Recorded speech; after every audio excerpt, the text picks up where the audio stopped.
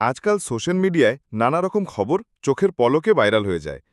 সম্প্রতি এমনই এক চাঞ্চল্যকর খবর ছড়িয়ে পড়েছিল জেসিকা নামের এক মেয়েকে নিয়ে। বলা হচ্ছিল সে নাকি একটি ডলফিনকে হত্যা করেছে। মুহূর্তের মধ্যেই সোশ্যাল মিডিয়ায় এই খবর ছড়িয়ে পড়ে এবং অসংখ্য মানুষ ক্ষোভ প্রকাশ করে।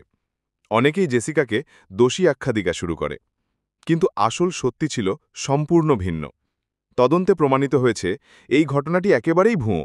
কোনো প্রমাণ নেই যে জেসিকা কখনো কোনো ডলফিনের ক্ষতি করেছে। আসলে এটি ছিল একটি ভুয়া পোস্ট, যেটি ইচ্ছে করে বানানো হয়েছিল মানুষের দৃষ্টি আকর্ষণ এবং ভাইরাল হবার জন্য। অথচ এই ভুয়া খবরের কারণে একজন নিরপরাধ মানুষকে মিথ্যে অভিযোগের বোঝা বইতে হয়েছে। আমাদের মনে রাখা উচিত, সোশ্যাল মিডিয়ার প্রতিটি খবর বিশ্বাস করার আগে সত্য যাচাই করা খুবই জরুরি।